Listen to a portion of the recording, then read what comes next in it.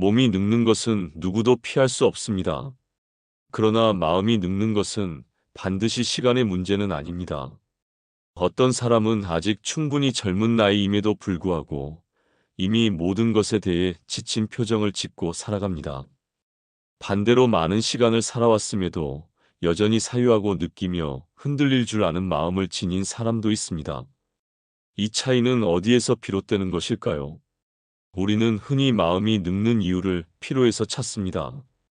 너무 오래 애썼기 때문이고 너무 많이 버텼기 때문이라고 말합니다.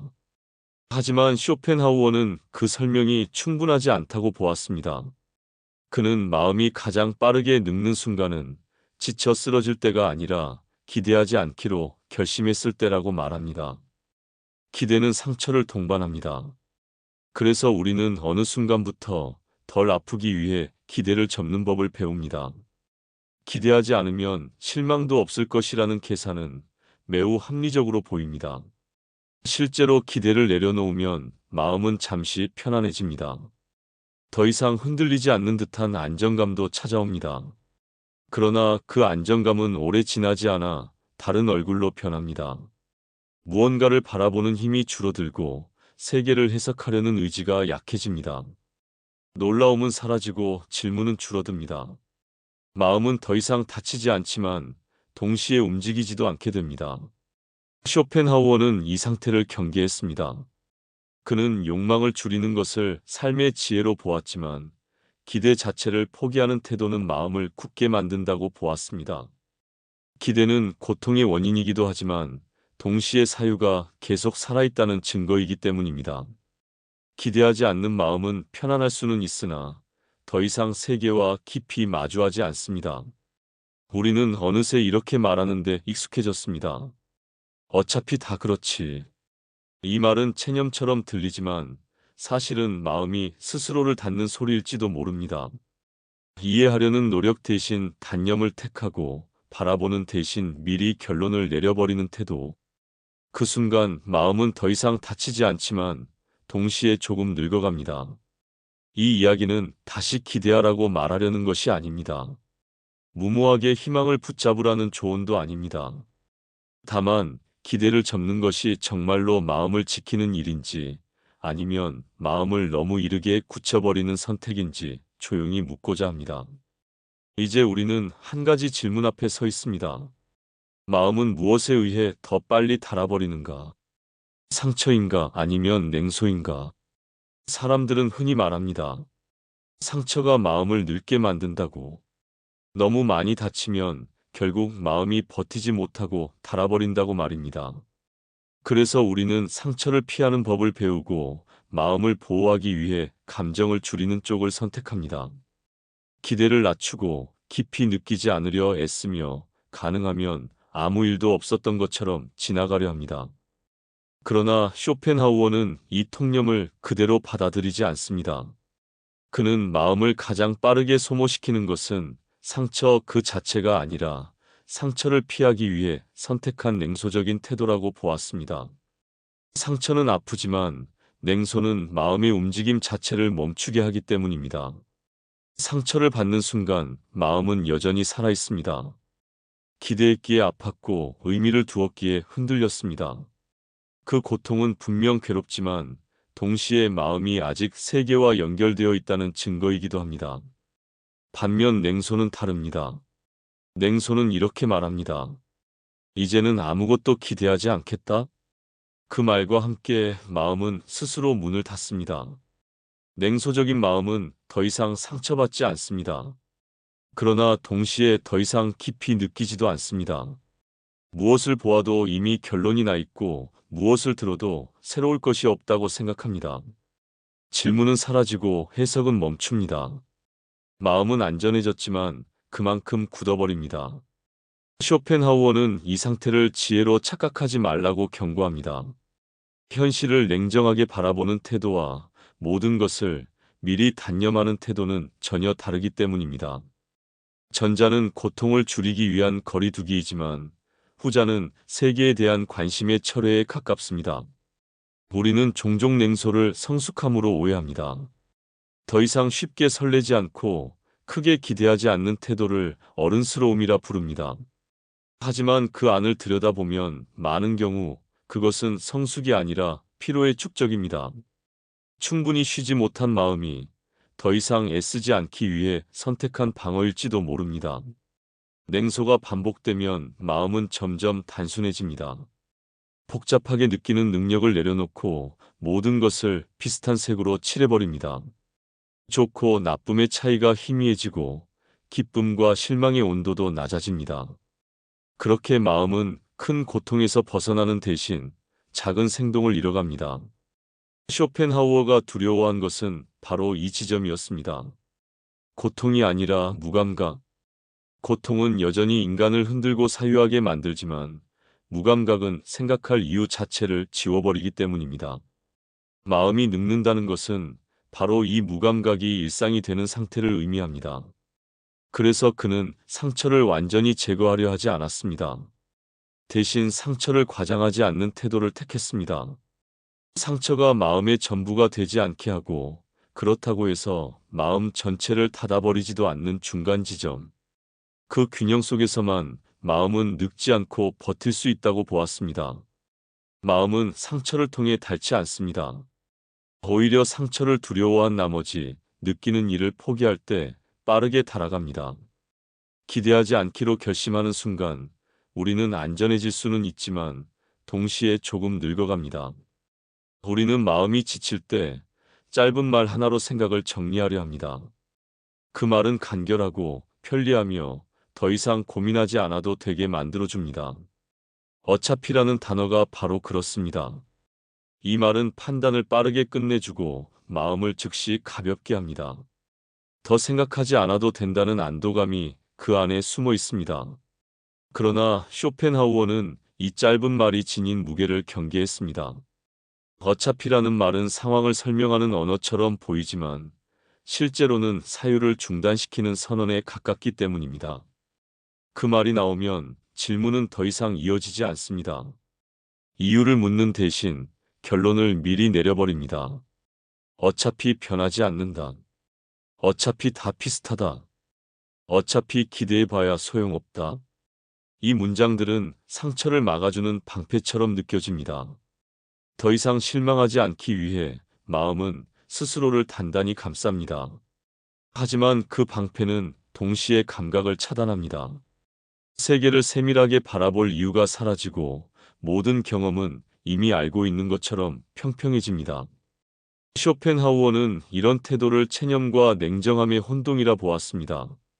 냉정함은 상황을 끝까지 바라본 뒤에 생기는 거리감이지만 체념은 바라보기를 멈춘 상태입니다. 냉정한 사람은 여전히 생각하고 판단하지만 체념한 마음은 더 이상 해석하지 않습니다. 어차피라는 말이 반복될수록 마음은 점점 빠르게 결론에 도달합니다. 복잡한 감정은 귀찮은 것이 되고 미묘한 차이는 무시됩니다. 그렇게 마음은 세상을 단순하게 만들고 그 단순함 속에서 스스로를 보호합니다. 하지만 보호와 동시에 마음은 조금씩 늙어갑니다. 사유는 시간이 걸리는 일입니다. 질문하고 망설이고 다시 생각하는 과정이 필요합니다. 그런데 어차피라는 말은 이 모든 과정을 단번에 생략해버립니다. 그 순간 마음은 효율적이 되지만 동시에 깊이를 잃습니다. 쇼펜하우어는 인간이 고통을 피하기 위해 너무 빨리 이해한 척한다고 말합니다. 완전히 이해하지 못했음에도 이해한 것처럼 결론을 내려버리는 태도. 그것은 지혜가 아니라 피로에서 비롯된 조급함입니다. 마음이 더 이상 사유를 감당할 힘이 없을 때 우리는 어차피라는 말을 선택합니다. 이 말이 무서운 이유는 그것이 아주 자연스럽게 스며든다는 점입니다. 크게 선언하지 않아도 됩니다. 습관처럼 반복되다 보면 어느 순간 마음은 질문하는 법을 잊어버립니다. 새로운 것을 보아도 놀라지 않고 낯선 감정을 느껴도 곧바로 덮어버립니다. 마음이 늙는다는 것은 바로 이 지점에서 시작됩니다. 느끼지 않아서가 아니라 느끼기 전에 판단해버리는 속도가 빨라질 때입니다.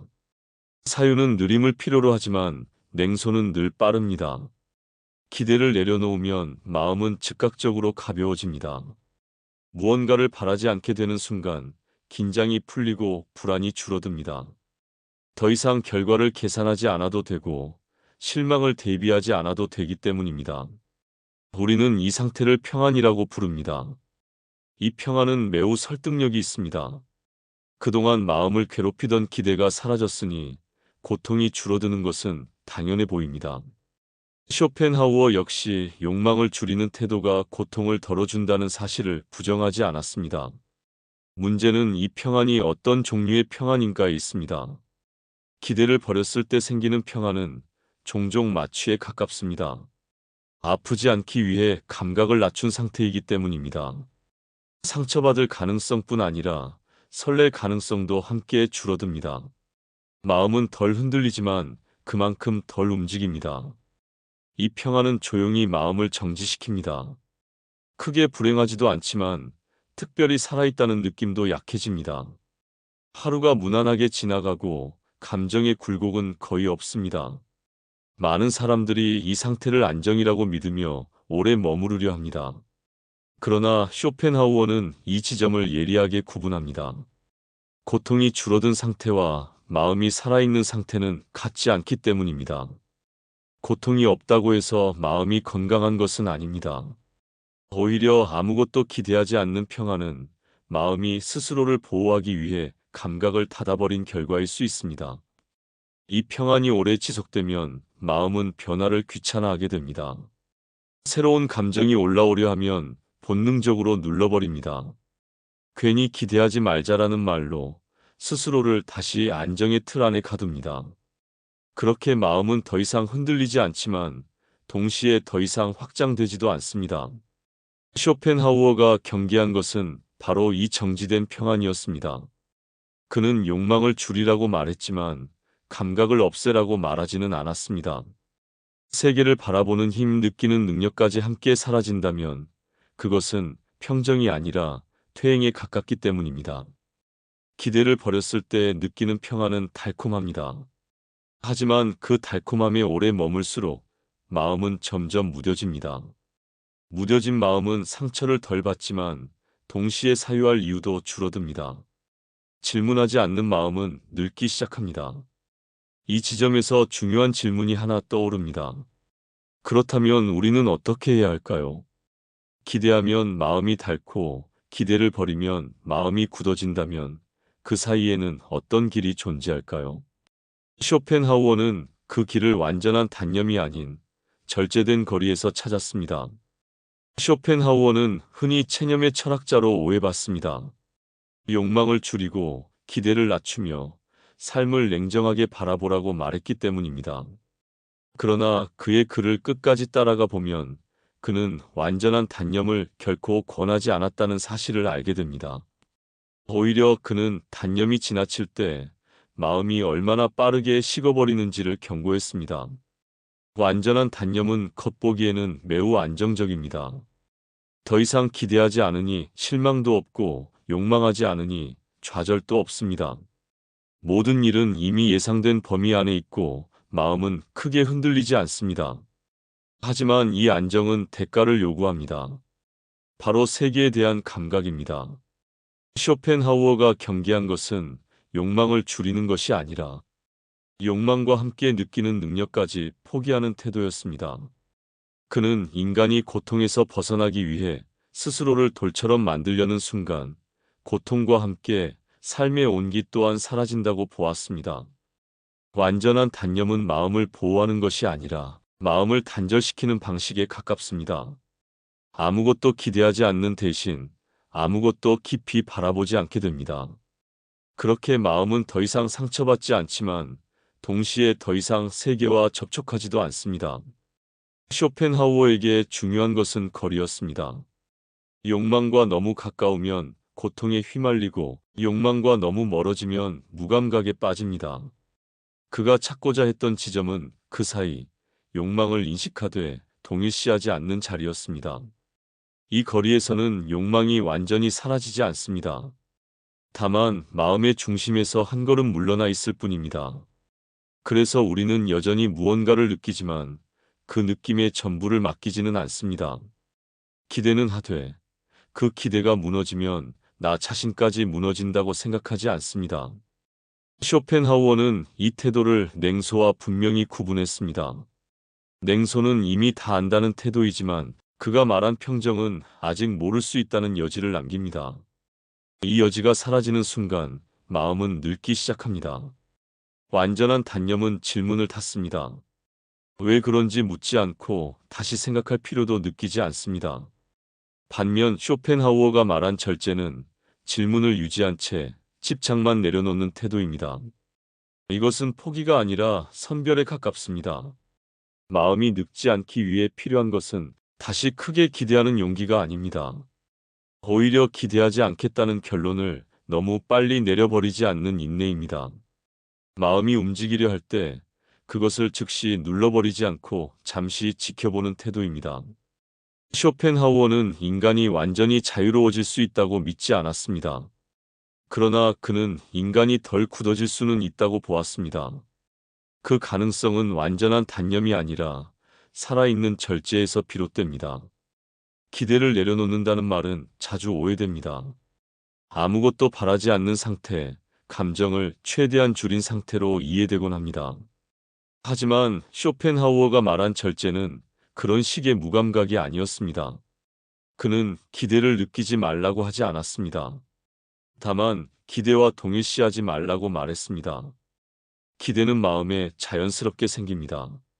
무언가를 보고 생각하고 상상하는 순간 기대는 이미 시작됩니다. 이것을 막으려 하면 마음은 더 빨리 굳어집니다. 쇼펜하우어가 찾고자 한 태도는 기대가 생기는 것을 허락하되 그것을 마음의 중심에 두지 않는 자세였습니다. 기대와 동일시한다는 것은 이런 상태입니다. 기대가 흔들리면 나 자신이 흔들리고 기대가 무너지면 나의 의미도 함께 무너지는 것. 이 구조 속에서 마음은 언제나 위태롭습니다. 반대로 기대를 느끼되 한 걸음 떨어져 바라볼 수 있다면 상황은 달라집니다. 기대는 여전히 존재하지만 그것이 나의 전부는 아닙니다. 결과가 기대에 미치지 못해도 마음 전체가 무너지지는 않습니다. 이 거리가 마음을 지켜줍니다. 쇼펜하우어는 이 거리를 사유의 자리라 보았습니다. 기대가 생겼을 때 곧바로 판단하지 않고 이렇게 묻는 태도입니다. 내가 지금 무엇을 기대하고 있는가? 이 기대는 얼마나 오래 갈 것인가? 이 질문은 기대를 없애지 않지만 기대의 힘을 줄여줍니다. 마음을 닫지 않는다는 것은 다시 쉽게 상처받으라는 뜻이 아닙니다. 오히려 상처를 과장하지 않는 태도에 가깝습니다. 기대가 무너졌을 때 그것을 삶 전체의 실패로 해석하지 않는 연습? 기대는 하나의 움직임일 뿐 존재의 증명이 아니라는 인식이 마음을 단단하게 만듭니다. 이 태도를 지닌 마음은 늙지 않습니다. 왜냐하면 여전히 느끼고 여전히 생각하기 때문입니다. 기대가 생겨도 놀라지 않고 사라져도 스스로를 비난하지 않습니다. 감정의 흐름을 허락하되 그 흐름에 떠내려가지 않습니다. 쇼펜하우어의 철학은 여기에서 현실적인 균형을 보여줍니다. 더 크게 바라지 않으면서도 완전히 식지 않는 마음. 과도한 희망에 자신을 맡기지 않으면서도 냉소로 모든 것을 덮어버리지 않는 태도입니다. 기대하지 않되 마음을 닫지 않는다는 것은 삶을 덜 걸고 사는 것이 아니라 삶의 모든 순간에 자신을 걸지 않는 법을 배우는 일입니다. 마음이 늙지 않는다는 것을 우리는 어떻게 정의할 수 있을까요? 그것은 다시 젊어지는 일이 아니라 어떤 태도를 유지하는 일일지도 모릅니다. 사람들은 마음이 젊다는 말을 쉽게 사용합니다. 다시 설렐 수 있는 마음, 다시 기대할 수 있는 용기를 젊음이라 부릅니다. 그래서 마음이 늙었다고 느낄 때마다 우리는 스스로에게 묻습니다. 다시 믿어야 하지 않을까? 다시 기대해야 하지 않을까? 그러나 쇼펜하우어는 이 질문의 방향 자체를 조심스럽게 비켜갑니다. 그에게 마음의 젊음은 감정의 강도가 아니라 사유가 멈추지 않았는가에 달려있기 때문입니다. 다시 크게 기대하는 능력은 때로 젊음처럼 보이지만 그것은 단지 감정의 반등일 수도 있습니다. 마음이 늙는다는 것은 더 이상 기대하지 못해서가 아닙니다. 더 이상 생각하지 않으려 하기 때문입니다. 기대는 사라졌다가도 다시 생길 수 있습니다. 하지만 사유를 포기한 마음은 다시 움직이기 어렵습니다. 모든 일을 이미 결론 지어버리고 모든 감정을 미리 정리해버린 상태에서는 새로운 의미가 들어올 틈이 없습니다. 이때 마음은 안전하지만 동시에 정지되어 있습니다. 쇼펜하우어가 말한 젊은 마음은 다시 무언가를 믿는 마음이 아니라 아직 판단을 끝내지 않은 마음에 가깝습니다. 모든 것에 대해 이미 안다고 말하지 않고 그럴 수도 있다는 여지를 남겨두는 태도입니다. 이 태도는 겉으로 드러나지 않습니다. 열정적으로 보이지도 않고 특별히 희망차 보이지도 않습니다. 하지만 이 마음은 늙지 않습니다.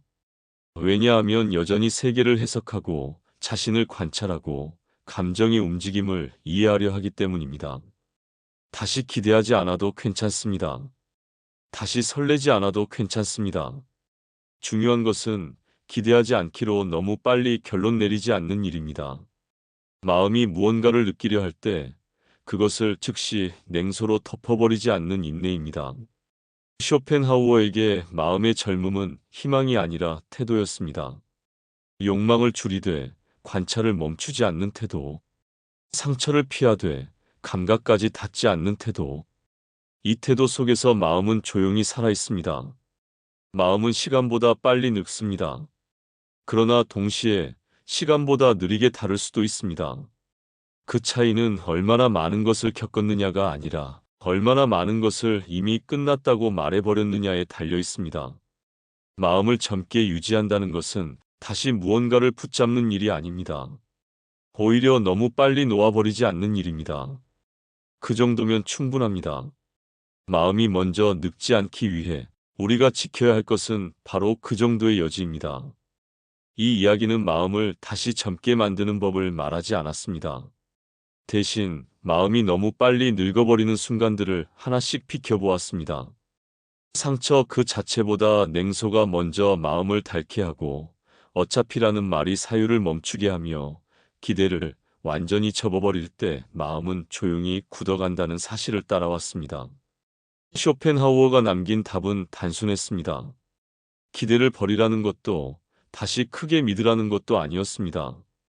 그는 다만 판단을 너무 빨리 끝내지 말라고 말합니다.